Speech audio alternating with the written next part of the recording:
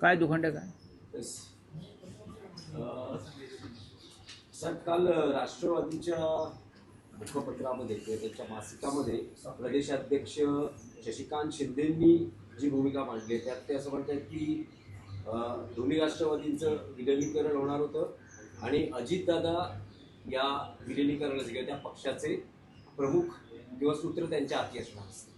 पण आता अजितदादा नसल्यानं विलिनीकरणाच्या चर्चा थांबलेल्या आहेत. आता तो मुद्दा नाही.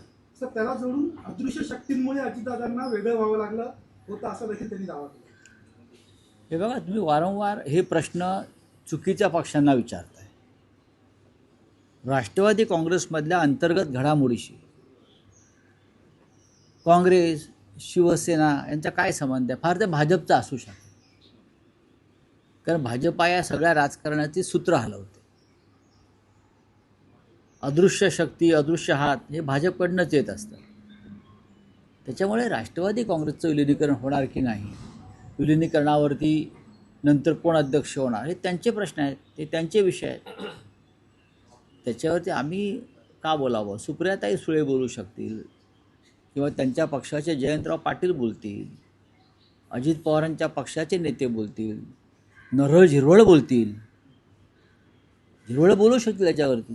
नाही, पण सुनेत्रा पवार यांनी मुंबईला येण्यापूर्वी, शपथविधीला येण्यापूर्वी पवारसाहेबांना फोन केला होता आशीर्वाद घेण्यासाठी वगैरे. रिस्पॉन्स मिळाला नाही, त्यामुळे ते इकडे आल्या आणि पवारसाहेबांनी दुसऱ्या दिवशी पत्रकार नाही, पण मी कसं काय तुम्हाला सांगू याच्यावर? पक्ष कोणाचा आहे? अजित पवार आणि शरद पवारांचा आहे ना. आम्ही का बोलावं आणि कशाकरता बोलावं आणि त्यातून महाराष्ट्राला काय मिळणार, जनतेला काय मिळणार? काही मिळणार नाही. एप्रिल महिन्यामध्ये राज्यसभेच्या अनेक जागा सर आता रिकामी होत आहेत. जर गणितं बघितली तर महाविकास आघाडीतले तुम्ही जे 3 पक्ष आहात, एखादीच जागा येऊ शकते. काँग्रेस आणि शिवसेनेचं काय मत आहे? शरद पवार पुन्हा राज्यसभेवर यावेत का? शरद पवारांना हा प्रश्न आपण का विचारला नाही? बघा, शरद पवार हे एक धुरंधर राजकारणी आहेत, संसदपटू आहे. 3 पक्ष मिळून एक जागा जाईल आणि 3ही पक्षांचे लोक निवृत्त होत आहेत. राष्ट्रवादी काँग्रेसतर्फे शरद पवार आणि फौजिया खान निवृत्त होत आहेत. काँग्रेसकडून रजनीताई पाटील निवृत्त होत आहेत. शिवसेनेकडून प्रियांका चतुर्वेदी निवृत्त होत आहेत. आम्ही 3 पक्ष एकत्र बसू आणि निर्णय घेऊ. मध्यंतरी माझी शरद पवार साहेबांशी चर्चा झाली. त्यांना मी या विषयावरती त्यांचं मत विचारलं, तेव्हा त्यांनी मला सांगितलं की मी राज्यसभेसाठी ही निवडणूक पुन्हा लढवणार आहे. हे त्यांनी मला सांगितलं. आता या 3 पक्षामध्ये चर्चा होईल. शरद पवार हे ज्येष्ठ नेते आहेत. 60 वर्षापेक्षा जास्त काळ त्यांना संसदीय कार्याचा अनुभव आहे.